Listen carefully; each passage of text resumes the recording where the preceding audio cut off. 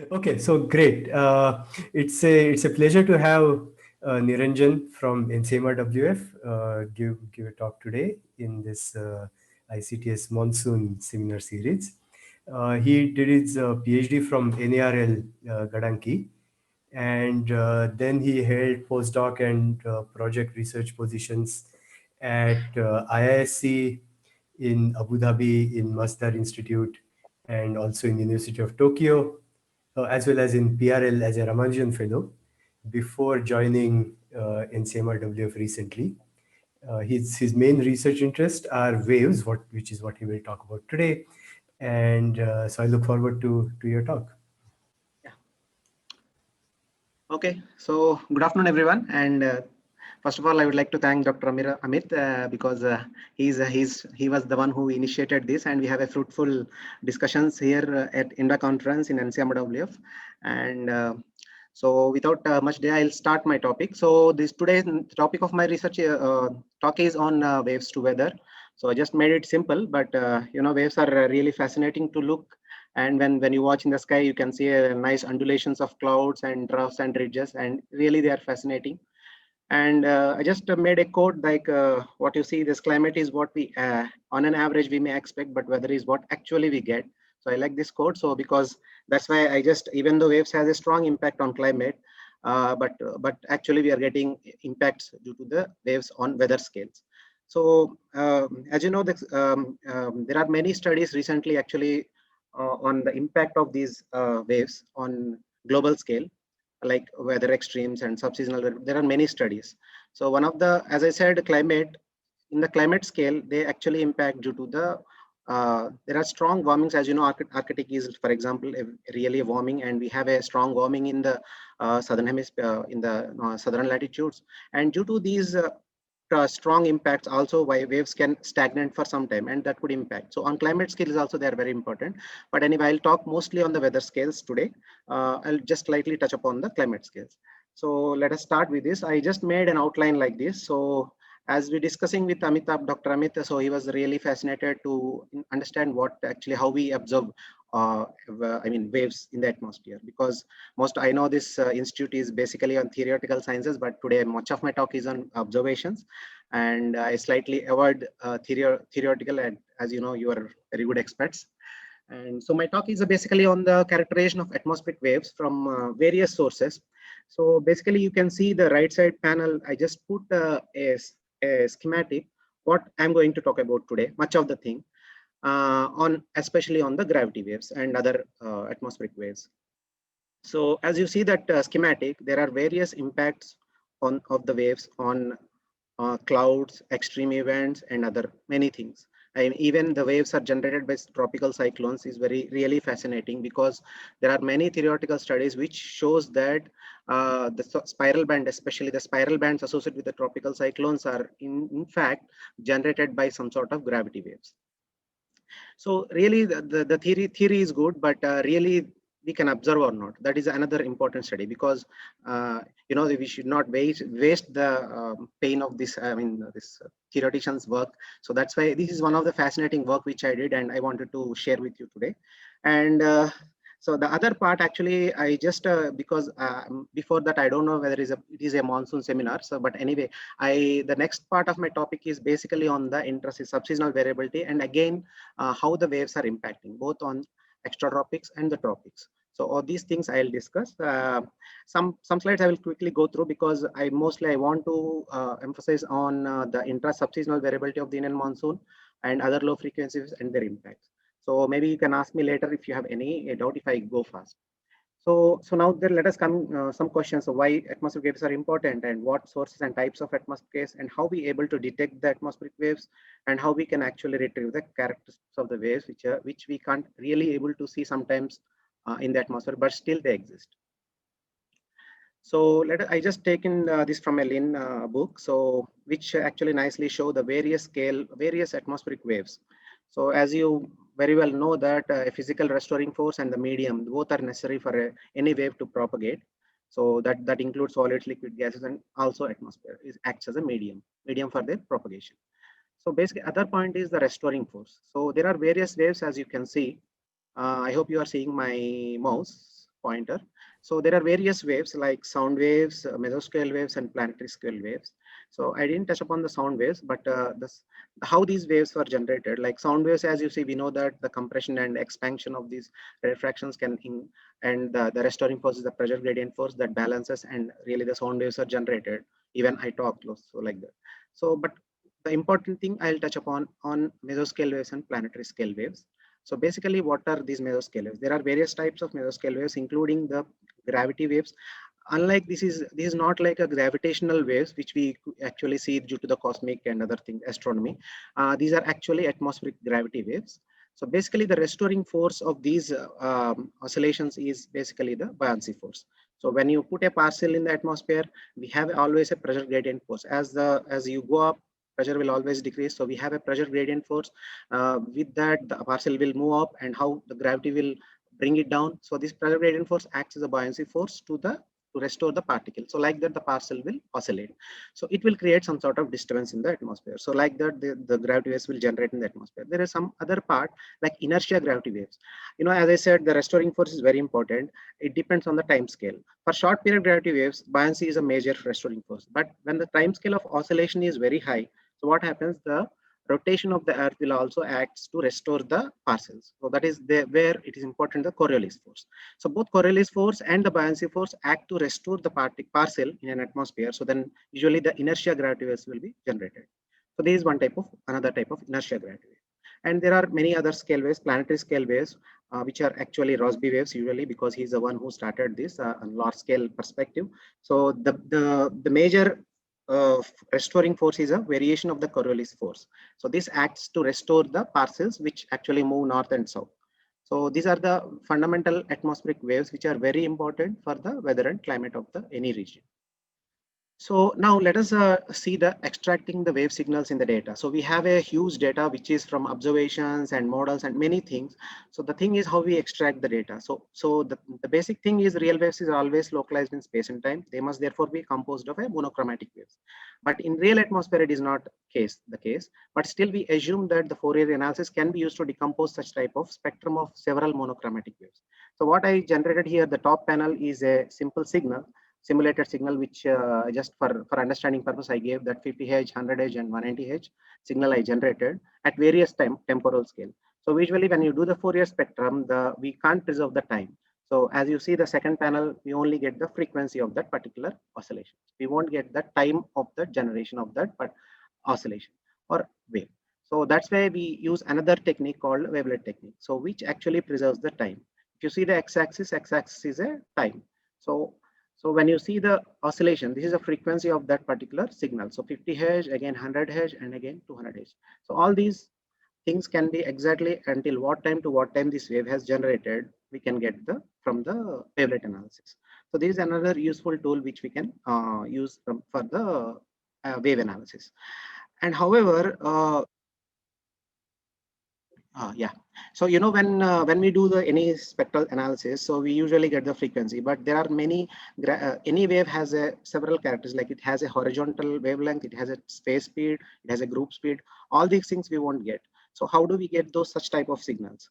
So that's why I just started this. So when you see a basic, as I told, the basic properties of gravity waves, here I just spent some time. So as I said, let us just see a neutral buoyant blob which is in a stratified fluid. So which actually move, as I said, the pressure gradient force tries to push up and gravity wave pull will push down. So it will oscillate with some natural oscillation. That's usually we call it as a Brunt-Väisälä frequency. So this is a maximum frequency in atmosphere, any wave. So any wave cannot cross this particular frequency. Even though it crosses, it will again come. So more than any frequency it is there means these are called evanescent waves usually. So but anyway, those signals we can't see it. So this type of this is what we call a Brunt-Väisälä frequency. And actually, I'm not sure what are the audience, so I'm going a little bit detail, but I'll move quickly later. So one of the fundamental properties of the gravity waves is their phase propagation and the energy propagation. As you see in the right side panel, the phase propagation is actually perpendicular to the energy propagation. So this is very important property of a gravity wave. That's why they are called actually internal gravity waves. And in the lower bottom panel, you can see the phase fronts, for example. you take a corrugated sheet, some corrugated sheet, and move it across the in eastern direction, and you see the phase fronts, how they will generate. At the same time, these are the phase of those particular wave, but they're actually the direction is downward. In fact, the energy will propagate upward. So this is if you, physically you can imagine such a way.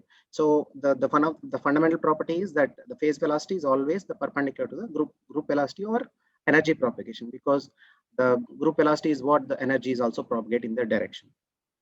So I'm not avoiding, I'm avoiding actually some of the equations, because these equations were dispersion relations are generated by some of the fundamental Navier-Stokes theorem, and we can put a lot of constraints in that. And based on the shallow water equations, you can derive the dispersion relations of these gravity waves. So basically the dispersion relation will characterize the wave frequency and the wave number. So as you see that it has a, I just put some equation. It is a, one of the property dispersion relation for the gravity wave, which actually depends on the horizontal and vertical wave numbers. Of course, if you imagine a only x direction, not y direction. So the other property is the phase velocity and group velocity. As everybody knows that dispersive waves actually their energy actually propagates. So each wave in a group, when it has a different wave speed, so after some time the waves will disperse, and the group velocity they are called usually dispersive. Non-dispersive means something like all the phase, well, all the waves in a group have a same speed. So like for example the sound wave is actually a non-dispersive wave. So gravity waves are actually dispersive waves, so their energy, each wavelength has a different phase speed. So after some time they may disperse.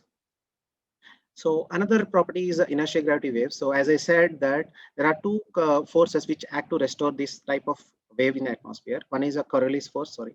So the dispersion relation, you can see that there is a value called F. F is actually a Coriolis force, so which acts here in the inertial gravity of dispersion relation. So basically F depends on latitude. So where latitude? For example, at 13.5 degree north, you have a inertial period of 52 hours. So it means that when you observe a wave at that particular latitude, the inertial gravity wave should have a period of 52 hours. So that is an inertial gravity wave. And we do some type of hodograph analysis for understanding the characteristics of these particular waves, because when you plot a zonal and meridional velocities in a graph, so you will look like the same, like right hand side I just plot some ellipse. So when you plot the perturbation of u and v from the inertial gravity wave, you will get a nice ellipse. So what does it mean? Actually, we can get a lot of information from this type of analysis. So one is that when this rotation of this ellipse rotates clockwise, so basically the wave energy is propagating upward. So like that, but there is a we also try to understand the horizontal direction of the propagation, because there is an asymmetry that horizontal direction is always along the major axis of the ellipse. So but there is an 180-degree ambiguity. This ambiguity we will remove by using the temperature again, because wave can actually perturb the zonal, meridional, or any field like temperature. So all these parameters will perturbed by the wind. So usually the temperature will lead ahead of the u. So when you plot a TU hodograph, we will get the clockwise. When it rotates clockwise with increasing altitude, it means that wave energy is propagating along the positive x direction. So these are some of the characteristics we can assume we will do while extracting the signals from the data. So basically using this, we will get a lot of information from the observations. So what are the frequency, what are the direction of propagation, what is this horizontal wavelength, so all these intrinsic frequency of the wave. So all this information we'll get through the hodograph analysis. And let us come to the some of the sources, important sources of atmospheric gravity waves. As the top left panel, I showed a mountain. So as you see that mountain is one of the important source for these gravity waves. One interesting you see is the phase, because when a mountain wave is generated, its phase is always constant with respect to height. So this is what important property of a mountain waves. So we can actually easily see with the data. So I'll show you later in my parts how we can actually visibly see from the analysis all these things. So the convectively generated, there are another source is convectively generated gravity waves. So as you see that the wave is actually downward with respect to height, it means that the energy is actually propagating upward. So this is convection is another important source of gravity waves in the atmosphere.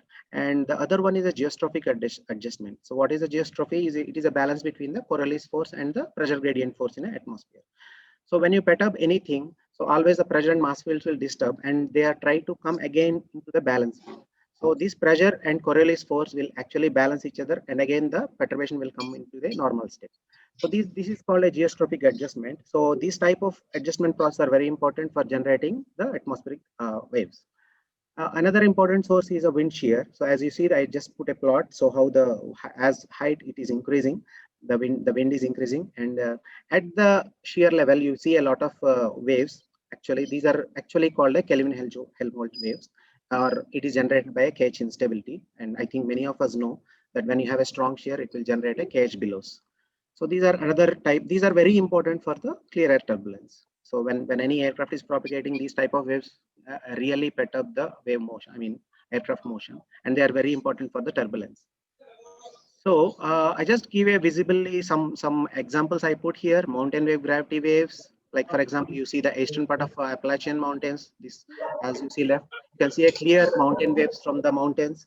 And other one is a convectively generated waves. Right side panel is a convectively generated waves, and you can see that when a strong convection appears, the waves are propagating like cloud bands. You can see. So this is another one is as I said, the wind shear instability, the KH billows. So yeah, these are all live examples. When you see, these are really fascinating to see, but they are equally they are very important for the turbulence and other important aspects of the weather, which I will discuss later. So some of the recent study we showed that the actually the Halley eclipse is also very important for the generation of the gravity waves. So, so you imagine like any ship which is going in the ocean, so it will generate a waves. So these waves actually is like a gravity waves. So imagine like that. So the solar eclipse, when it is moving, it will also generate some monochromatic gravity waves. So that type of waves we can study using the eclipse. But I'm not going to touch upon this because it is not of interest to this audience, I hope. So let us see how, so why all these things, I mean, why the gravity waves are important first. So one of the important thing is that spectral energy transfers between different large scale to small scales. Other one is basically the important point is the transport of energy and momentum from one region to another. You see the left hand plot, which I like very much. So what the others have did is they use the radiative winds, like radiative balance winds, which actually is solid line without any drag, without any gravity waves. But the right hand side, I mean the shading without, they put another plot like shading one. So this is a with drag. So what you see is without drag is going, sorry, the shaded one is without drag. But with drag, as you see how much wind are actually deviating by the gravity waves. So even though, as you can see, these waves are very important for the middle atmosphere, but still I show some examples in my next slides how they are important even for the weather of a particular region. So anyway, so the next one is actually the other gravity waves, mountain waves, which I told you they are very important for the clear air turbulence, and they are adversely affect the airflow, weather, aviation, and other things. So these are very important for turbulence generation. And one of the other thing recently people are studied using the gravity waves, how the convective storms were generated, organization of individual cells to into a large scale convective storms. So the gravity waves are very important in such aspects also. So so other important actually the point from the gravity waves perspective is their uh, their nuisance that is created by the gravity waves in the weather models, because when you have a model, when you see such type of perturbations, the model will come to a instability. So after some time, so NW model perspective, usually we will give a smooth initialized conditions because this will generate a instabilities. But how can we include those aspects into the model? So we usually do a parametrization schemes. So we assume that some parametrization schemes we'll assume and we'll put into the model to see the impact of those waves, because we could not remove those waves and run the model. So that's why an example which I showed you over the western Himalayan mountain region, as you see the perturbation from the radiance, satellite observed radiance, how actually the small scale gravity waves, actually these are mountain waves generated in a given region. This is from the western Himalayan region. Okay. So yeah, I'll just touch upon this. And there are very observation techniques which I have used here. So I'm not going to touch all these techniques, but we use the MST radar, Rayleigh radar, and other satellite measurements for the observing the characteristics of these, for analyzing the characteristics of these gravity waves. So MST radar basically gives a three-dimensional winds, and Rayleigh radar which will give you temperature and the satellite will obviously give the temperature and other wind fields. Some satellite will also provide the winds. So all these things I have used, and I'll show you some of the results from this. So as I said, convection is long been studied for the gravity waves, but another fascinating which I was very much interested in the cyclone generated gravity waves. So as you see, I just put a plot to give you an idea how these waves were going. This satellite picture was captured a fascinating, really from the tropical cyclone, as you see here, Maheshan, which is actually in the North Bay of Bengal. So actually the clouds of the storm itself weren't actually in the optically visible in the darkness. They are clearly visible in the optically visible in the darkness of the nearly new moon at the time. So really, it is like something you see when you just throw a stone in a pond, it will repel, how the gravity waves will repel. So like that, you can actually see a clear propagation of these gravity waves from the center of the cyclone. So this is how the gravity waves actually look like in a cyclones. So, but why they are important for the gravity waves? I mean, people long been studied. I mean, in 1960s itself, they are really studied this in a theoretical perspective. From the cyclones generated gravity waves. Actually, I just quoted one paper here. So the spiral bands of a hurricane. So what these guys have done is really did a good work based on theory. He just did that. The emanation of these spiral bands from the cyclone is actually because of due to the inertia gravity waves. So this is what actually really fascinated me to look into our study, which we have luckily we have an MST radar. From this slide, you can actually see the dot spot is a MST radar, and it is very close to the Bay of Bengal, southeastern India. So there are many cyclones usually generated in this region, and which we studied using this particular radar. I just showed one example here, a cyclone which is a tropical storm 03B, which we observed for the first time the waves that are generated by this particular storm. So as you see the AWS picture, we have a surface observations in that region. So clearly there is a dip in the 21st.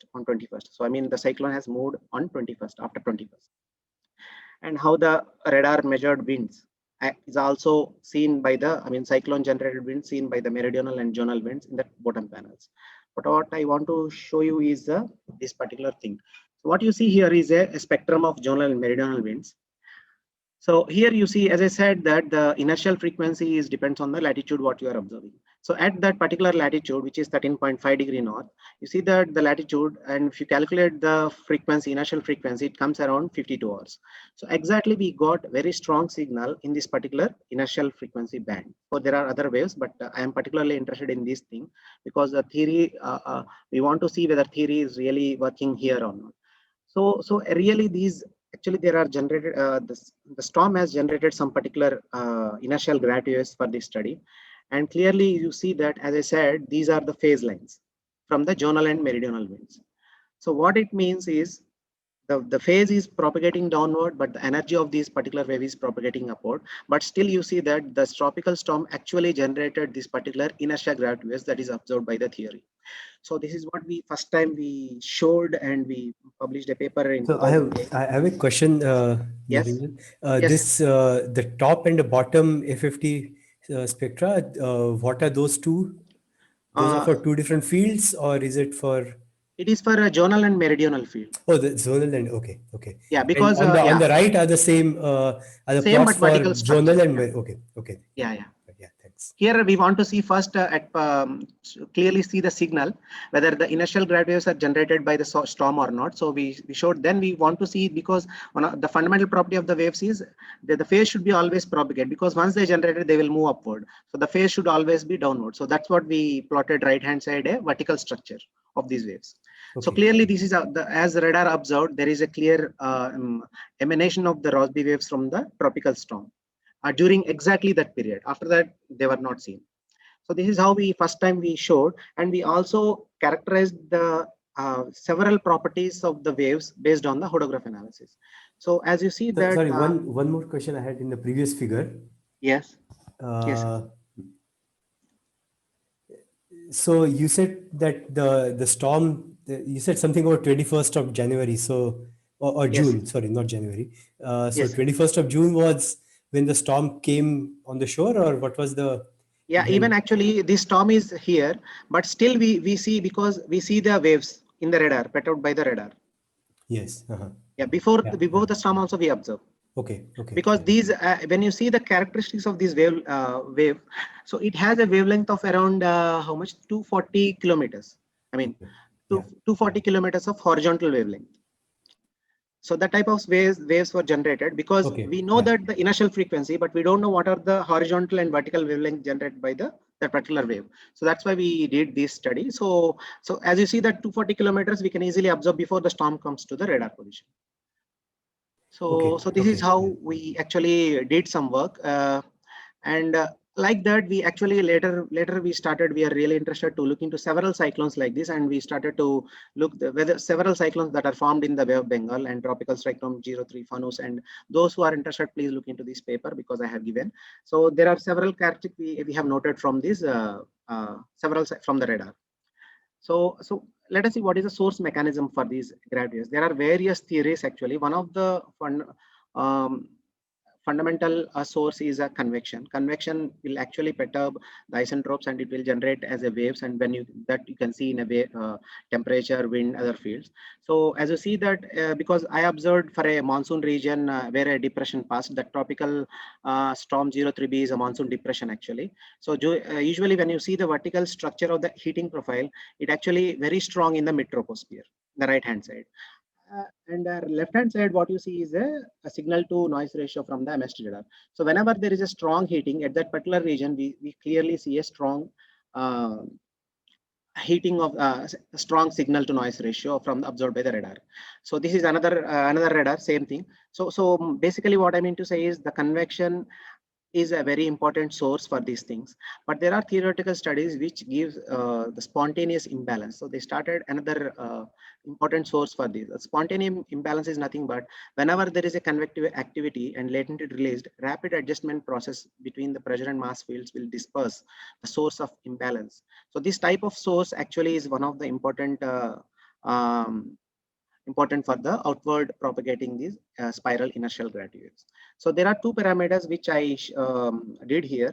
So one is a Rossby wave number, which actually gives the rotational effect. This will give you the rotational effect of any particular wave. So when you see that the Rossby wave number is very high, means the rotational effects are very important. So it can actually generate a particular spiral wave. That's what the theory has noted. So we try to see a time series of several cyclones like that, and we see the Rossby wave number is really particularly high, because we can only observe in the radar, overhead of the radar.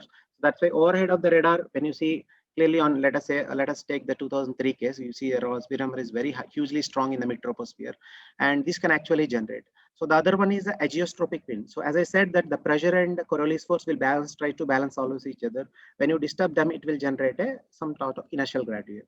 So this type of adjustment we call as a geostropic adjustment. So the type of source is also very important. So we try to see various theories whether really these are important. So all these things actually fundamentally what we observe is there is a convective activity but latently released, but still the spontaneous imbalance is also we are seeing. So both are actually doing.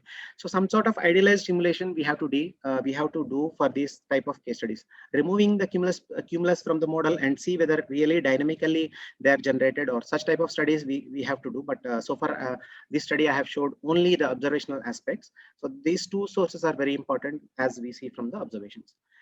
So we published several papers on this. One is, as you can see, there are several studies which you can actually see from my publications for more details.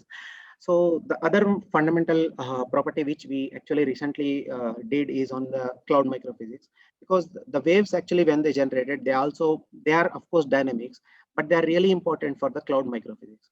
So what you see here is a large scale convergence zone in the western part of India. So and you see a small type of scales actually. These are actually gravity. We thought there might be a gravity waves from this source that we can generate. So when you do a periodogram of these particular horizontal scales, we exactly get around the 40 kilometers. The below plot, what you see, the horizontal wavelength of these waves, because across these convergence zones, we took a line and we did a spectrum analysis. So that gives around a 40 kilometer horizontal wave. A monochromatic wave actually was generated by these large-scale convergence zone. And what this red dot is, we have a Raman lidar over that particular region. So what we usually see from the Raman lidar is a cloud bands. We can actually see the upper, especially right from the troposphere to upper troposphere. So we can actually see the cloud structures. So what you see here is a left panel, Raman backscatter from 532 nanometers wavelength, backscatter from this, and you see a nice um, modulations of cirrus clouds. Basically, this height is around 10 kilometers. So basically, at the time, you don't see any warm clouds. So basically, we thought these are cirrus clouds. So the cirrus clouds are actually clearly modulated by this particular type of waves. That's what we observed. And moreover, the phase of these perturbations you see, I mean, I think you are seeing my mouse. So the phase of those clouds is also Yes, yeah, we can decreasing. see the Yeah. mouse. Yeah. Yeah, so phase of these waves is also decreasing with height. What does it means that whenever any gravity wave propagates, so as I said that the wave should always be downward. So that's what we noted. We initially thought that these are generated by the gravity waves. So we try to see from the model simulations, like left-hand panel, what you see is the ice mixing ratio, which is we run a model for this particular case study. And clearly the model also shows such type of perturbations in the cloud bands. So when we do some spectral analysis, we found that the period of these particular waves was 40 minutes and 20 minutes with horizontal wavelength of 40 kilometers. So how the cloud microphase come into picture is a depolarization ratio which is observed by the lidar. So which has a parallel and ratio of the parallel and perpendicular component of radiation. So what you see here is there are several laboratory simulations and also observations clearly showing that when the depolarization ratio is around 0.25, so we have a thin plate-like particles exist in that particular region. And when the depolarization ratio is greater than 0.5, we can see a column-like particles or bullet rosettes. These are the crystal shapes. And when the depolarization ratio is 0.25 and 0.5 between, we can see an intermediate irregular crystals. But what we found here is whenever the gravity wave signal, what you see here is a time series of depolarization ratio, and exactly at the same time we actually found a gravity wave signals. So initially we thought how the gravity waves can influence. When you particularly see the right-hand plot is a relative humidity and temperature, because that's where the aerosols accumulate, the water vapor accumulate on the ice particles, aerosols, so which can actually change the ice particle shape. So exactly during the gravity wave periods, the ellipses which I showed here is to give you that the 40 minutes and 20-minute gravity wave periods are exist in that particular time period roughly.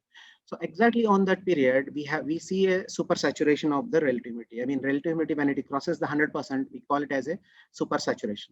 So what we propose is here, the wave-induced upward motion actually leads to the supersaturation of the moisture and thereby controlling the ice crystal shape through the depositional freezing. So that's what we showed here through observations and modeling perspective. And the question you may have a doubt that how the gravity waves can actually come into supersaturation thing. So here I plotted a very nice picture from Calypso satellite. So which you see the bottom red line is a topography over the Himalayan region. This is a latitude, and what you see here, these backscatter observed from the Calypso is actually the propagating gravity waves. This date you remember, I'll show you the same date how the horizontal structure of these waves will be there exactly in that position. So when you see these particular waves at these leeward side of the mountain, exactly on that particular period, we see a relative humidity is actually going above 100% almost. So these two cases. So it means that gravity waves can induce the temperature perturbations in the atmosphere and leads to supersaturation conditions. So this is what I mean to say. So this is how the gravity waves can induce the cloud microphysical changes. So I'll just go. So far what we shown as from the observation point of view, any single instrument cannot measure all the three-dimensional properties of a wave, because wave has a frequency, it has some phase speed, it has a horizontal wavelength, it has a vertical wavelength. So all these cannot be measured by a single instrument. Whatever so far you have seen are based on the dispersion relations which are derived from the theory. So theory, there are a lot of assumptions. In fact, we don't know whether exactly, because with these assumptions really we go for an operational perspective, because we need to know how much momentum really they are carrying from the one region to another region. So that's where we did some innovative analysis using the satellite perspective, we actually estimated here a three-dimensional properties of a gravity wave using the single instrument and subsequently the momentum flux. The momentum flux is one of the fundamental parameter which actually goes into the model. So that's where the parameterization things will come into picture, because model, we have a parameterization schemes that from these schemes, they will derive the momentum flux and they will give it to the input to the model. So that's where this is very important, because when you observe based on dispersion relations, it is very important. You should be very careful because theory has some constraints, some assumptions. So let us see how we can actually do these three-dimensional characteristics from the space. So when you see the several satellites, so there are several satellites which are running throughout the globe. So like when you see the horizontal and vertical wavelength observed by these satellites, so there are, each satellite has different characteristics. One can measure the horizontal wavelength very good, but the vertical region will be very poor. So here I'll take one particular satellite called ARS. So as you can see that ARS, so which is an atmospheric infrared sounder, which actually measures the high. If you see the range of this horizontal wavelength observed by the satellite, it is roughly like between 10 to 100 kilometers, which is very high. And it vertical, but the problem is with the vertical wavelength. So it can actually see only the from certain wavelength. So the reason why the satellites have this constraint is because it depends on the weighting function, because satellite will receive radiation from different layers of the atmosphere. So it depends on the weighting function, how much weighting function you have. Broadness of this weighting function will give you the vertical wavelength measured by that particular satellite. So that is what I mean to say. So for example, GPS, you see, it can actually, the satellite can measure limbs. This is actually a limb scanning satellite which can actually easily measure the very high vertical wavelength of scales. So anyway, so let us see the methodology. So this is actually, let us say, I just quickly go 1 minute. So this is actually the dotted line. Bigger dotted line is a footprint of one particular satellite. It is it has a different microwave infrared sensor. This particular satellite is ARS satellite.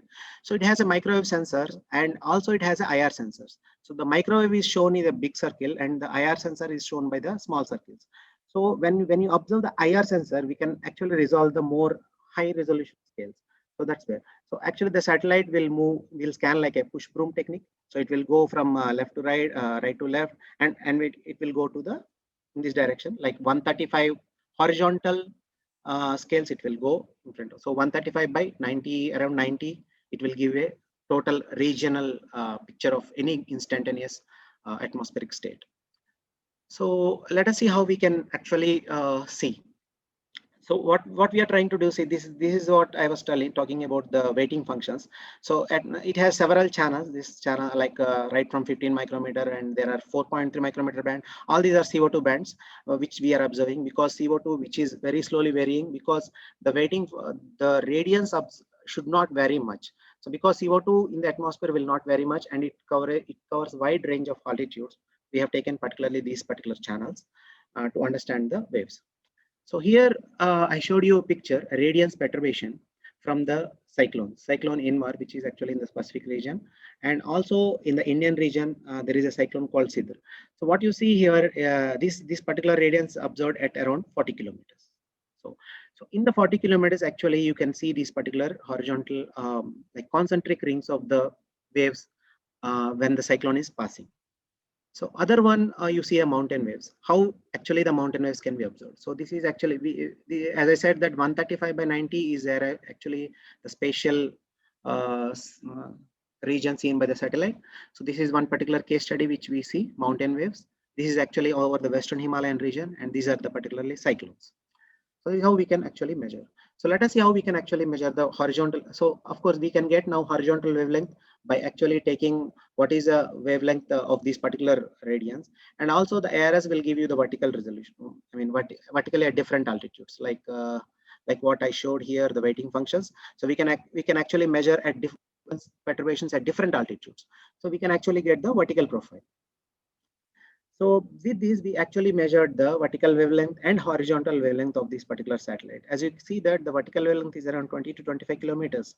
And to see whether really this is valid, we validated with another sounder, which is a microwave limb sounder. Exactly, we are getting around the same peak. So it means that but it cannot, this MLS cannot measure the horizontal wavelength like what we see in the ARS.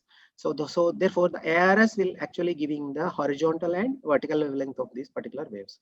So with this, we actually can estimate the momentum flux, which is actually a crucial parameter for the weather models. So of course, temperature we know, and we can get the K and L and M. Both K is a horizontal wave number, and L is a meridional wave number, and M is a vertical wave number. So all these things parameters we can actually get from the satellite. So these way we can actually measure the momentum flux measured by the satellite. So unless otherwise, we usually use the dispersion relations to get all these parameters, which is where the problem is coming. Exactly the momentum calculated by the satellite is valid with the dispersion relation or not. So this is how one study, and I just showed some publications here on this thing. We can actually refer those things. So another, I'm not touching on this shear induced, as I So said that. sorry, Yeah. I have one question from the Yes. previous. So these waves that you are showing here, Yes, these sir. are purely satellite observations, right? Yes, sir. You can see And that. these are Yeah. not, I mean, basically the numerical models don't simulate them because these are too, the frequency is too high, right? Too high. Actually, So these some waves momentum they can fluxes, resolve. yeah, sorry, go Yeah. ahead. Sorry, sir. Please. Yeah. Yeah, so the momentum fluxes that you calculate from here, are they actually then used in the model in some way? Uh, Actually, moment here with the nowadays, I don't think the current NWP models are not using, because they are using the gravity wave drag parameterization schemes, and with that they estimate the momentum flux. With I actual see. observations, no, I think at least in India, I know that no NWP model is actually using. They are using the drag parameterization scheme. With observations, they will only assimilate the satellite radiances, but not the gravity wave perturbations from the satellite. They are not using, I as see. far as my Okay. knowledge. Okay. Yeah. Okay. Yeah. Thanks. So what I was talking about, another type of waves, shear induced waves, which I will not touch much on this. And actually, you can actually see when this type of actually. So this is actually the zonal and meridional winds observed by the. Sorry, this is a vertical shear, and this is a zonal wind measured by the same radar, MST radar. You can see actually a very strong jet in the 16 kilometers, which is actually called a tropical easterly jet during the monsoon period. So actually, we can have a strong shear in this particular region. This type of shear induced waves also we can actually notice. So I'll not touch because I have to do many other things, important things. So that's why you can actually refer this paper. And actually we did how you can actually measure when this type of shear induced waves can be generated. It is based on the Richardson number, which is a ratio of the Brunt-Väisälä to the zonal wind velocity. So we can actually measure at what time these type of waves will be generated. And these are very important for the clear air turbulence, which is very important for the aviation perspective. So this is how shear induced waves are very important in the atmosphere. So, so far we have seen very high frequency gravity waves, but I'll just touch upon some of the atmospheric coupling process, because anyway, I will not touch much on these things because I want to concentrate on the monsoon subseasonal variability. But here I'll see how these waves actually, once they generated in the lower atmosphere, how they actually couple different layers of the atmosphere. This is one particular study we actually seen. So what you see, the Indian region, we have a star regions are actually the MF radars, medium frequency radars actually. This actually measures the winds in the mesosphere, not in the lower atmosphere. And other one is a MST radar. We know that, which we can actually measure the from troposphere to stratosphere. We can measure the winds. And one thing you see here is a spectrum of these particular 1 and 3 positions. This is a radar measured at Tirunelveli and a Kolhapur, which is actually northern part. What you see is a particular typical very strong frequency. This is actually what we call as a Kelvin wave, because the red one is a meridional velocity. One, it has a very strong zonal component. These waves are linearly polarized waves, so only you can see the Kelvin waves in a horizontal, in a zonal velocities. That's why. So that's why we anticipated that these might be a case of Kelvin waves. So there we started some work on this. Actually, the how we can actually see such type of waves in that particular 82, I mean such in the mesosphere, because the source might be at the lower atmosphere, but still they are actually seeing in the very high altitudes, like in 80 kilometers. So actually these are type of waves, ultra fast Kelvin waves. So we call it as ultra fast Kelvin waves, which are very important for the coupling of different layers of it. So let us see some interesting things from the Indian region. So this is a typical the region where I have taken the mean of temperature. The satellite was a SABRE satellite. It is a sounding of broadband emission radiometry, which will give the temperature right from the 20 kilometers to 80 kilometers. So this is how the SABRE satellite measures the temperature from the using the various channels.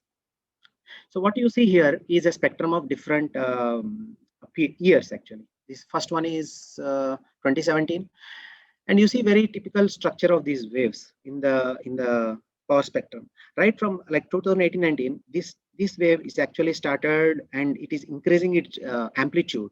So we see very low amplitude in the lower atmosphere because the thing is density of the atmosphere is very high in the lower atmosphere. That's why the amplitude is very less. As the density reduces as we go up, so their amplitude will enhance. So that's why as you go high, the amplitude is increasing, quite increasing.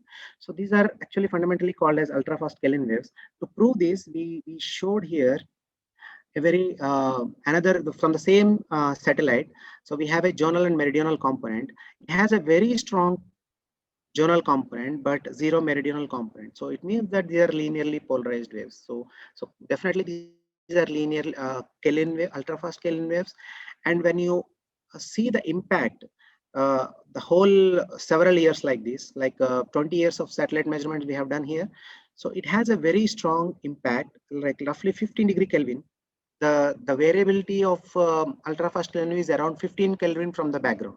So it means that the temperature is huge. I mean, 15 Kelvin is a very huge. So these waves are generating in the lower atmosphere and they are dumping the whole energy in the mesosphere. So like maybe you might have doubt that whether really those waves are propagating from the lower atmosphere. That's why I just showed here the phase of that particular wave. This particular wave, you see that clearly it is propagating. The phase is completely downward. It is propagating from lower to until 90 kilometers, even in the ionosphere, which we saw, but I am not showing here to the interest of this audience. So anyway, this is one particular how the atmosphere couples from through the waves. So the other, we can see the intraseasonal variability. You know, many people know that intraseasonal variability is also one particular very strong component, major mode in the subseasonal variability. And what you see here is a zonal spectra, and it has a very strong intraseasonal period around 20 between 30 period. The wave speed is 30. But suddenly what happened, above the, this is height. So at above the tropopause, it was suddenly stopped. But when you see the stratospheric zonal spectra, again, this wave is actually appearing in the higher heights. So we showed here one very interesting thing. These waves are actually propagating along the jet to the higher altitudes, and they are actually refracting from the subtropical jet, which exists usually in the northern Indian latitudes.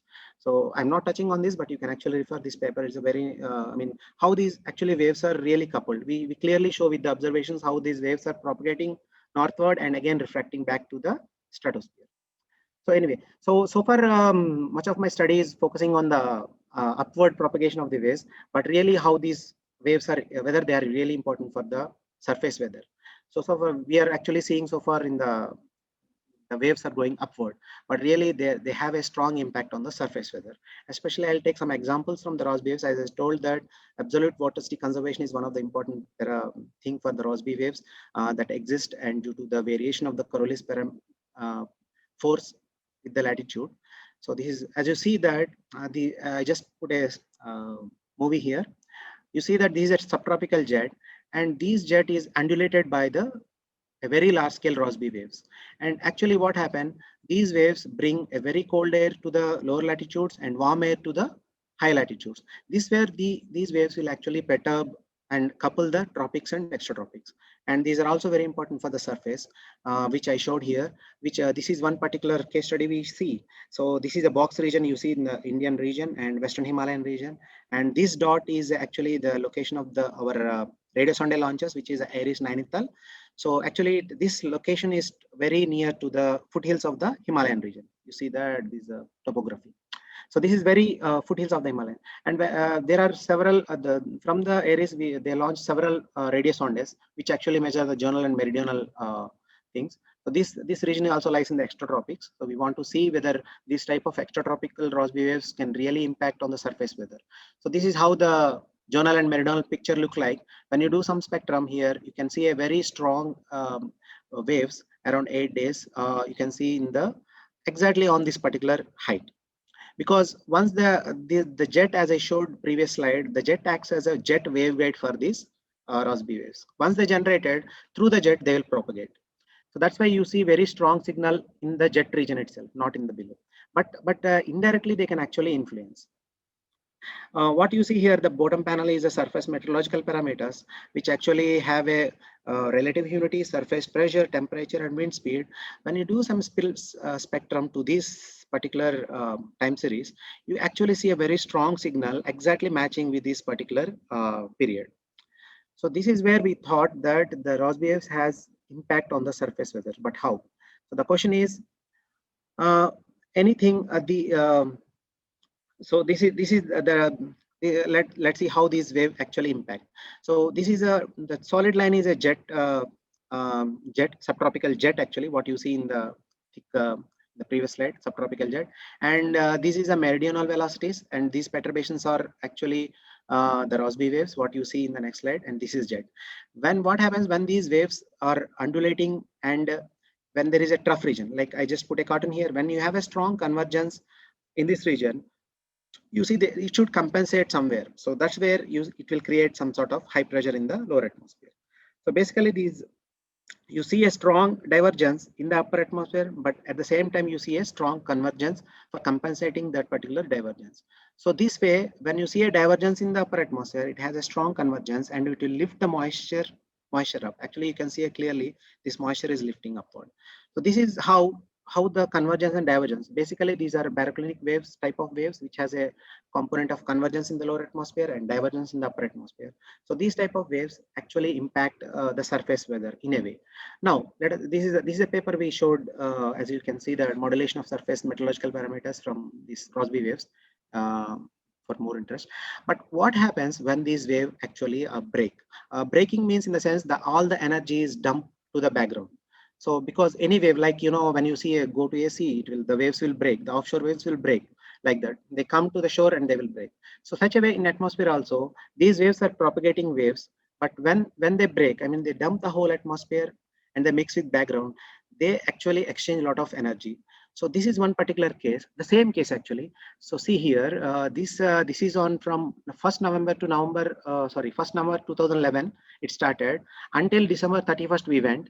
So again, this is a case study on 1st January 2012. It means that the next day when the wave, that particular waves, what you see in previous slide was breaking. So it means that all the waves were dumped the energy and those waves break. So that's why. So at those particular instances, that create a very extreme rainfall event. So that's where we actually showed in another study uh, in this slide. So what happens here, when these waves break, they actually exchange a lot of vorticity, high stable air into the lower latitudes. So as you see that when on that particular January 2012, when the wave breaking event occurred, it dumps a lot of vorticity into lower latitudes. And when you see the vertical structure of this particular, what you call as a trough, vorticity trough, so you see the right hand side of a trough, you see a lot of negative thing. Negative means it is actually upward velocities because it is a pressure velocity, the contour. So it clearly sees that the ahead of the trough, you see a lot of convection is occurring, but the behind the trough, when you see a lot of subsidence is occurring. Subsidence in the sense all the stratospheric air dumping into the lower atmosphere. So the way. So I just put a cartoon here. When you see a strong the thick solid line is actually the potential vorticity trough. Ahead of this trough, actually all these isotropes are lifting up. It means that all the convection is occurring at that particular region, and it creates a very strong convective event. That's where you see that on this particular day, we see a strong rainfall event because of that Rossby wave breaking. So that's where we put another paper here. I just showed here to give you, and for more research, you can actually refer that paper. So this is how. So not only these wave break extreme rainfall events, but also these waves actually induce a high a stratospheric tropospheric ozone. I mean stratospheric ozone into the troposphere, which is very important for the air quality. So what this is another event which we see here as the same at the same Nainital region. You see that they have a very ground-based ozone measurements. So what you see in the red line is a tropospheric columnar ozone from the satellite, and the blue one is a surface ozone measurements from that particular location. So you see that on particular 19th, very strong ozone enhancement occurred for this thing. So we try to see that exactly this is actually a meridional velocity across this across these latitudes. So this is a longitude. Okay, so longitude. So what you see here, the waves are actually propagating. So the positive and negative, you see that. So as with respect to east, I mean, this is a time is increasing here. It is a east. These waves are propagating eastward. Exactly on the particular 19th, there is a sudden breaking occurs. Of course, again after some time, again because these are free waves, so they will generate again, and we can see after some time. So the breaking event actually occurred on that particular region again. So what I was talking here is the breaking event is Rossby breaking event not only create the extreme rainfall events, but also it induce the tropospheric transport processes. That's what we observed from the Nainital region here. So you see that the surface ozone measurements, which is a blue line from that particular location, and a satellite thing also we showed here, tropospheric column ozone from the satellite. So both these actually show a clear enhancement of the surface ozone on that particular day. So which is actually happened due to the Rossby break-in. This is what I was talking previously. So why this happened? Because when you see the ahead of the trough, when the breaking occurs, there is a strong trough you can see. So ahead before the trough, you see a strong subsidence, which is the air is from the stratosphere, the rich high ozone air is coming downward. So that's where you see an enhancement in the troposphere and even surface. So this is what I was talking. So coming to my next thing, I think I was somewhere here when I was broken. So I'll just start again. So what here, there is some study which we did. The Rossby waves are actually not only for diagnostic purpose, even we can actually predict whether we can predict the extreme rainfall events or whatever the extreme weather events occurring up year. So what we try, we have taken several 135 extreme rainfall event cases for this particular composite analysis. And what we showed here is before the 8 days, a clear cyclonic evolution associated with the Rossby waves are developing. And on that particular day, 0 days is a event day, it creates a strong extreme rainfall event for these particular arid regions. So the mechanism is same, but this is how the diagnostically, I mean, prognostically, we can actually see before the event occurred. So this is how we can actually see even from the model data, whether these Rossby waves are developing or not. So coming to the sources, not only that. So just sorry, just a question in the previous case. Yes. This is from the reanalysis data sets, is it? Yes, sir. Yeah. Oh, okay. And over how many years is this? So this is from, there are a lot of, I think 1979 to 2007, we have a actual, for this study, we have a data from the ground-based measurement also, but here I shown only the shading is a precipitable water content, which is actually replicating the rainfall. So this plot is only from the reanalysis, but 1979 to 27, like 30 years, we have taken several extremes like this. Okay. So each of these 135 extremes yes, show up in the reanalysis and yes, also have occurred with similar or same intensity in actual observations. Yes. Oh, Yeah, we have done a methodology because I didn't put. So reanalysis much. is actually able to capture these extremes well. Is that correct? Yes, sir. I mean, that's why we use a precipitable water vapor. It is an indicative of a rainfall event. Yeah. Okay. So we can actually see moisture also, but I can't say exactly the magnitude of rainfall, but at least the moisture, the magnitude of moisture, and the precipitable water vapor, we can actually see whether it is high means there is a possibility of high rainfall event occurred. Okay. Okay. Yeah. Thanks. Actually, we have not taken this particular thing using based on the reanalysis data. We have taken these events based on the actual rainfall observed data from the ground-based measurements. Oh, okay. Okay. And then you use reanalysis data set to do this analysis, but the actual, okay, yeah, fine. Yeah, exactly. I understand. Okay, then. Yeah. So as I said, not only see, this is a one particular interesting study we did, ENSO Rossby wave teleconnection, and many of us know what is the El Nino and La Nina. And this is the study also we have done with the project in the Middle East. So what you see the left-hand side is a jet position actually. So what happens when these Rossby waves are moving up and down, which will actually undulate the jet. So during the El Nino, you see that there is a jet is moving downward. And why this is very important is because this is through jet only the western disturbances will actually move and create a rainfall for that particular region. So that's why during the El Nino, we see a lot of extreme rainfall events occurred for that particular region. So we thought really there is a teleconnection with ENSO or not, because when the jet is moving means the Rossby waves must undulate or there might be any other mechanism. That's why we want to show here. So we have done some experiment using the CAM4 simulations. This is done in collaboration with the New York University in Abu Dhabi. So the control run is what we have taken the SST boundary conditions, and ENSO related is we actually removed the ENSO modulation, because the ENSO will actually oscillate around 4 to 7 years. That type of oscillation we removed from the model SSTs, and we created a unrelated SSTs. And so ENSO related SSTs only keeping the ENSO, not any other thing. So like that, we did some experiment to see whether really the ENSO is a very strong influence through Rossby waves. They are influencing the extreme rainfall for this particular region. So what you see here, right hand side, is a global correlation of this Arabian Peninsula rainfall with global SSTs. As you see, a very strong correlation of rainfall with global SSTs, and also there is a clear Rossby wave teleconnection. This is a longitude from the 0 degree to 120. I shown just 0 to 120. But what this is a model result, a CAM4 result. So we keep the ENSO. That's why we see a clear signals of Rossby wave patterns. But when you remove the ENSO and see again, this teleconnection actually was broken. So it means that during the El Nino, the Rossby wave are actually undulating the jet, mid subtropical jet stream, and creating the extreme rainfall events for that region. Because when the jet moves southward, means the Arabian Peninsula usually get more rainfall through the western disturbances. So this is where we try to relate this teleconnection from the model simulations and as well as the observations. So I'm not going to many on these details because I was little interested on this our Indian region, but still I was showing some interesting results here. So this is not only the extreme events, the Rossby patterns are also important for the extreme hot spells. So what you see here, the identification of hot spells. So the thick line is actually a 95% significant level for all the days from 30 years of all the days, that particular day. So what the small line is actually for the one particular year, 2009 case, I think.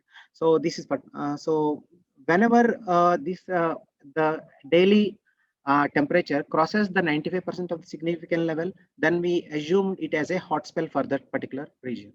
So like that, we identified several hot spells for the Middle East region. And we did some statistics here. As you can see that this is the frequency and duration of the heat waves, and how these is there any teleconnection with global SSTs? That's what we did here, but I'm not going to touch on this. But what I'm particularly interested on this is a clear Rossby wave signal. So what you see here is a strong blocking event occurred for this winter 29 and 2010 by compositing all these days, compositing all these red regions. This is a composite of all those red days. So what you see here, a clear anticyclone signal and clear blocking event occurred for this particular warm spells, all the warm spells. And when there are no warm spells, you can't see anything. So like that, we just made a composite of all these from 30 years of data, from 1948 to 66 years of data, and a composite of more than 700 hot days is shown in the right hand panel. So which clearly indicates that a clear blocking is occurring over the Arabian Peninsula during those periods. So this is how the when you have a strong anticyclone circulation, so adiabatic, the downward motion of the subsidence will occur and create a clear sky, and more solar radiation will incoming solar radiation, and it will create a heat spell due to the soil moisture deficit. There is a clear mechanism.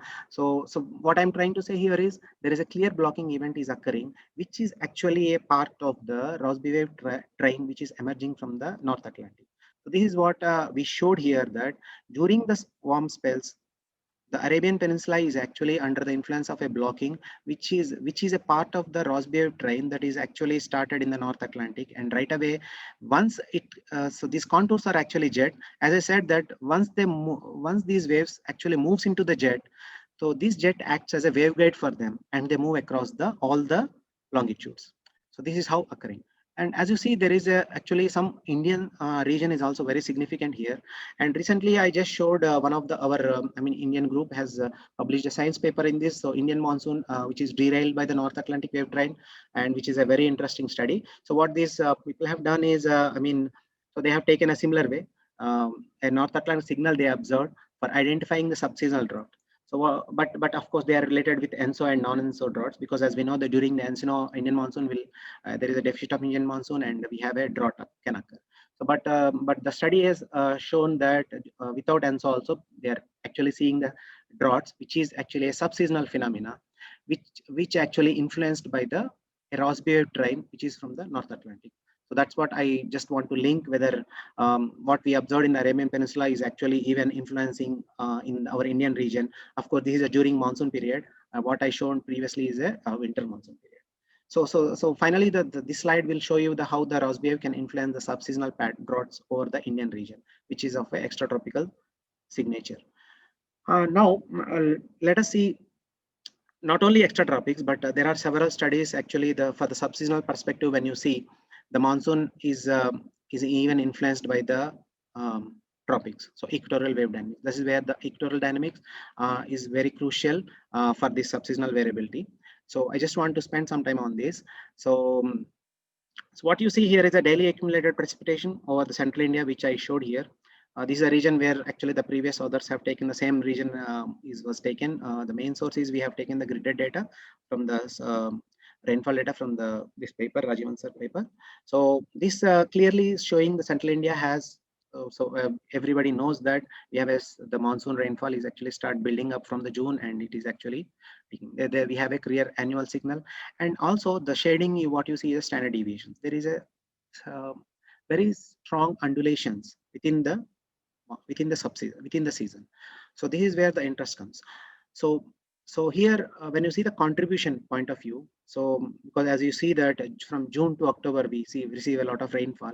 So when you see the contribution of each month within the subseason, so of course the July and actually August are very crucial for the subseasonal variability, because the proportion what we are getting the rainfall is very high. Of course, please, you can neglect these regions, because anyway the rainfall is very less here. But I am talking about the central India, and the July and August are very crucial for the subseasonal variability, because there are a lot of contribution coming from that particular region.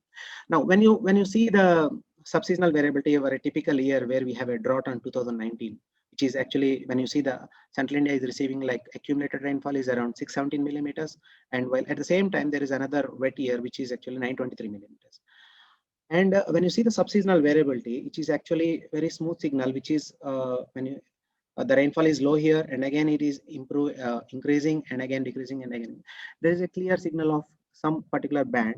When you see a wavelet analysis for this particular time series, you'll see a lot of very strong signal on 3250 band, which is actually MJO signal, or usually we call it as a BSIO signal. So anyway, now we are getting this signal for this now to drought region. But at the same time, 2013, we didn't see that particular signal, but we will come later. Let us stick first to the 2019, where we see a strong signal of 30 to 50 MJOs time scale. And also there is another mode which is around 10 to 20 time scale. And also there are some synoptic scales we can actually see within the July, August. So now from where these oscillations are occurring, when you see, because this is many people know this, so there we have a very strong propagating modes, which we call as summer ISO modes, that are actually influencing the monsoon rainfall within the subseason. What you see here is a strong northward propagating BSIO or modified MJO, whatever. There are several others claiming several things, but anyway, I'll call it as a BSISO. So the interseasonal signal is clearly propagating northward in 2019. This is what 2019. Now, when you see the equatorial, this is actually averaged for the central Indian longitudes. Okay, so this is a latitude. So clear northward signal we can see.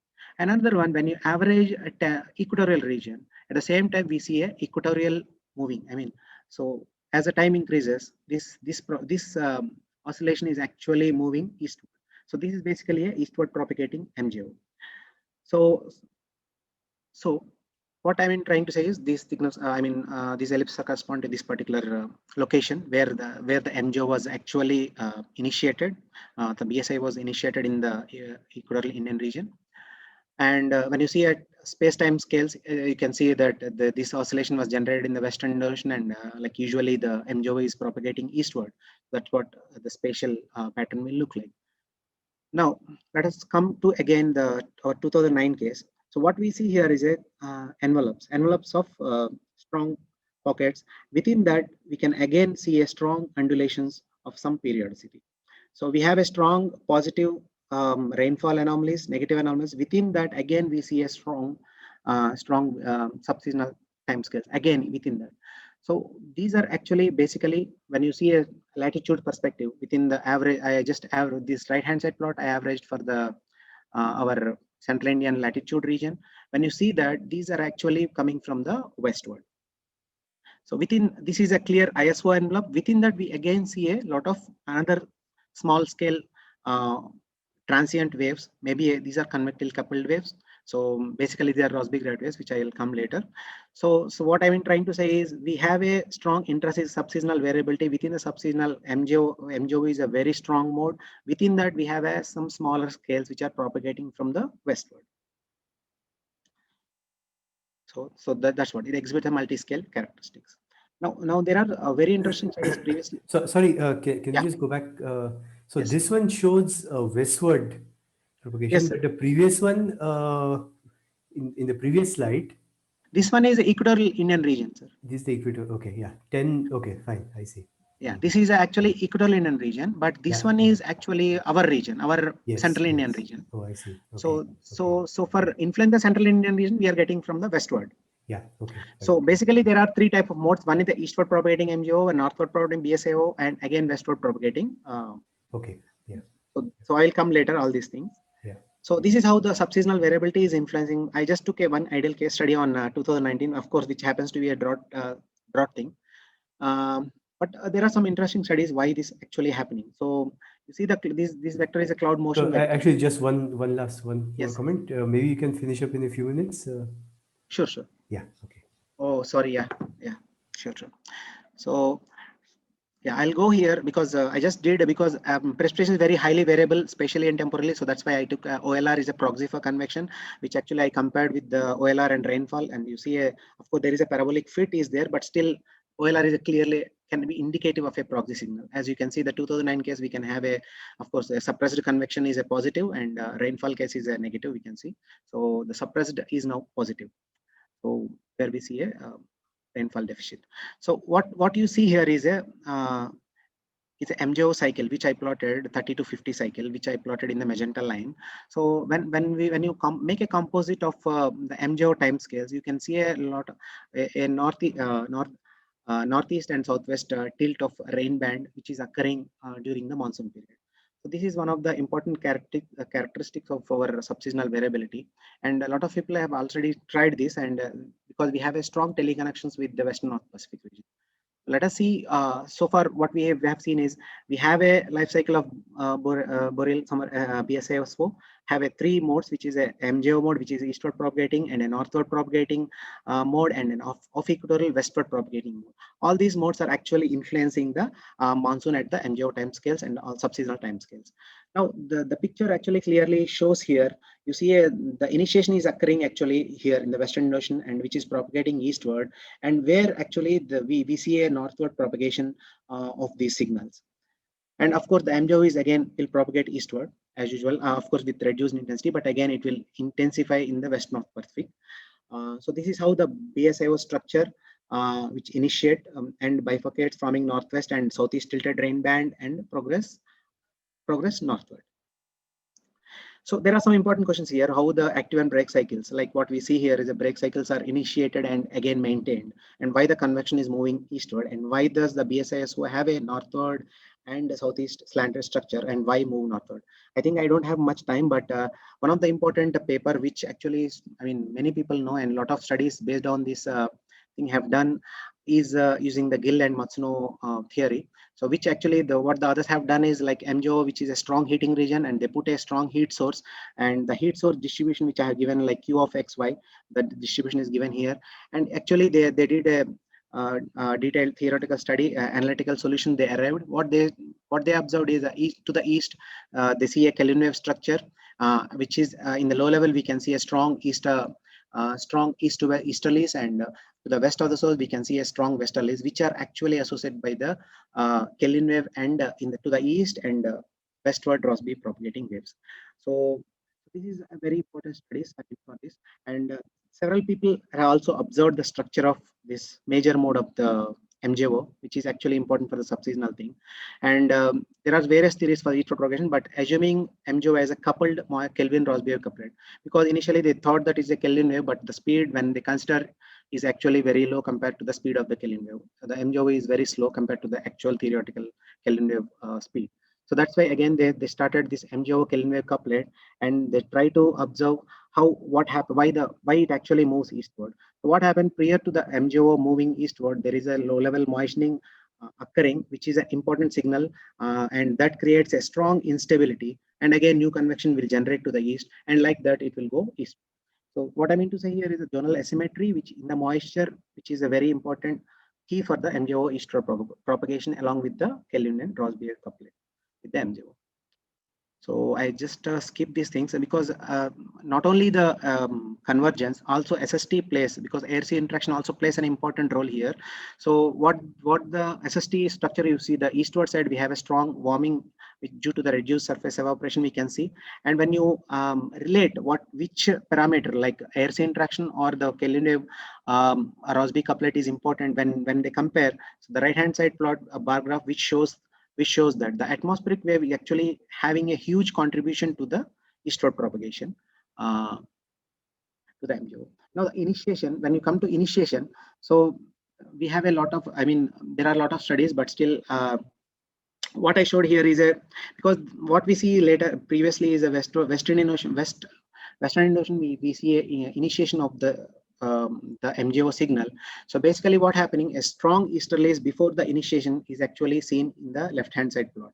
So this is actually a vertically integrated intraseasonal wind. So basically it is giving a lot of moisture for developing a new convection. And the question is why the anomalous easterlies are occurring. So basically it is due to the previous MJO cycle, because once the MJO started in the Western Ocean and it moves eastward, and we see a Kelvin wave response east to the MJO, and these easterlies are actually part of this navigation of the preceding MJO event that travels around the globe. And there are also we see that two Rossby wave gas, which I showed you. I think I missed here, but here you can see a lot of when a heat source is there, you can see to the west a lot of heat Rossby wave type of gas we can see. So these are also generated, and this is actually crucial for this type of easterlies which you see prior to the MJO initiation. So when you have a strong when MJO moves eastward from the equatorial Indian Ocean, so what happens? This suppressed MJO will have a strong anticyclone in the northern hemisphere, and southern hemisphere is the cyclone, of course. Both will create a strong easterlies, and that type of easterlies we can actually see due to this. So there are various mechanisms for the initiation, and not only that, MJO is also people have shown that triggered by the extratropical mid-latitude process. So not only that, so we have actually recently we studied one paper on this structure.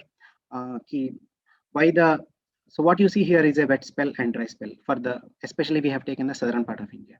So southern part of India, we have a wet spell, but of course a flip-flop will occur when you have a strong rainfall occurring here. We can see a dry region here. This is what the seasonal wet and dry spell look like. So when you have a central India more rainfall, we can see a southern part of India very less.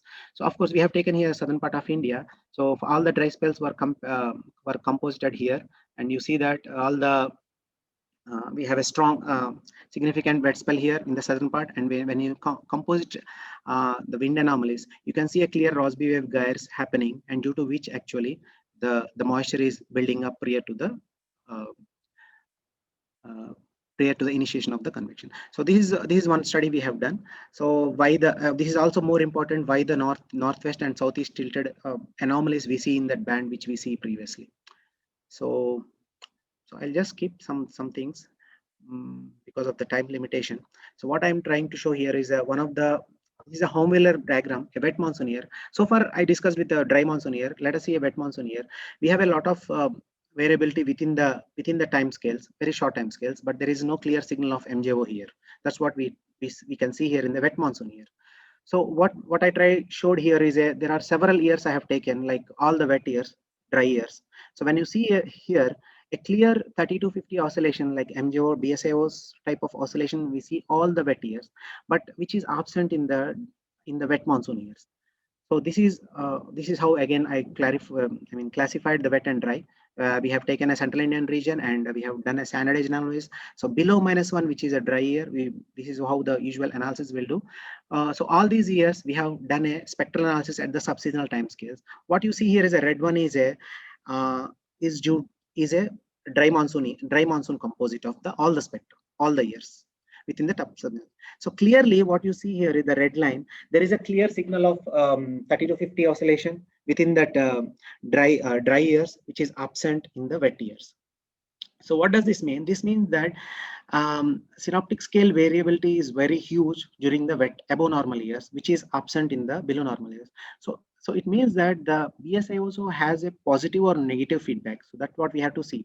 I mean, when it is actually approaching the central India, it is creating extended dry spells in the region, which is actually moving towards the drought condition.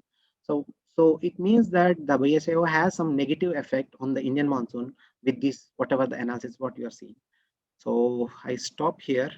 As I just showed here, central Indian region, a strong synoptic variance, what you can see in the above normal years, but which is very low in the below normal years, where we see a strong signal of BSISO.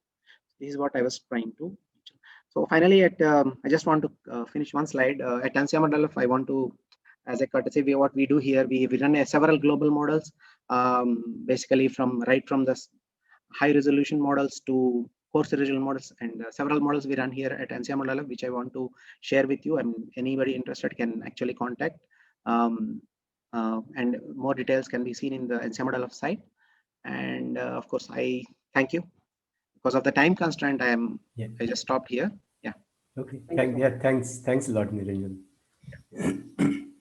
Yeah, if anybody has questions, please go ahead and unmute yourself and you can ask a question.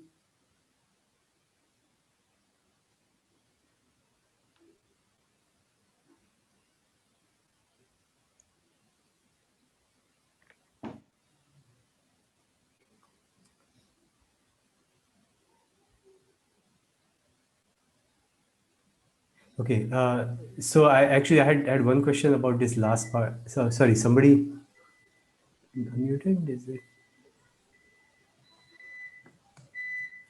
Is there somebody asking questions? Yeah, Amit, this is Venu from. Oh, yeah, please go ahead. Yes. Hi, Niranjan. Venu Yeah, here hi. from ISC. Yeah. Yes, sir. So I am. You showed the 2009 case. Yes, sir. Can you hear me? Yes, sir, I can hear you. Yeah. Yeah. So the 2009 case, you focused more on these ISOs coming from the south and possibly an MJO influence on them. But Yes, 2009 also happened to be an El Nino year, right? Yes, sir, actually. So, But actually, do you see any westward propagating Rossby waves or any other kind of response from the heat source that you have actually, in sir, the... when you see here, I mean, I'll show you the westward propagating things. Actually, we can actually see from here this slide. So this slide, what you can see here, a clear westward propagating Rossby waves also you can see within the ISO envelope. This is for 2019 only. Yeah, so his question is what any westward propagating thing. So this is what I was showing him, that there is a clear signal of westward propagating. Actually, I couldn't dig into much on this, but these are actually a Rossby gravity waves which are propagating from the west during the same 2019 monsoon. Yeah. Any other questions?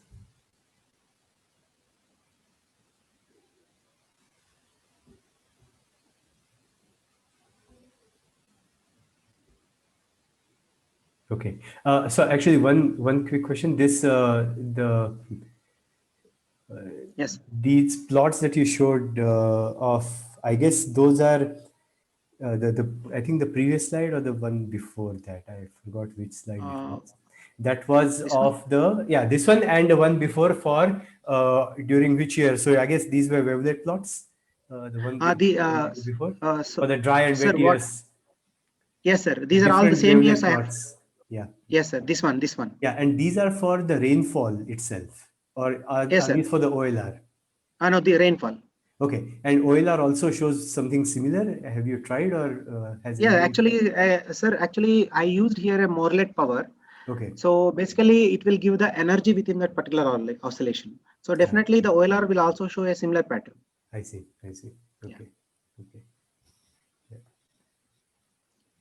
So did I answer the Venu sir's question? I mean, I guess he will tell you. Okay. Yeah. Okay. Fine. Okay. Yeah. Right, sir. Yeah. Yeah, I guess if there are no other questions, then thanks a lot, Niranjan. Thank you, sir. It will be great to be in touch. There's several Sure. interesting ideas Thank you, sir. there. So yeah, thanks.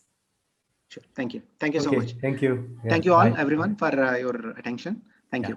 Okay, thanks. Bye. Bye, sir.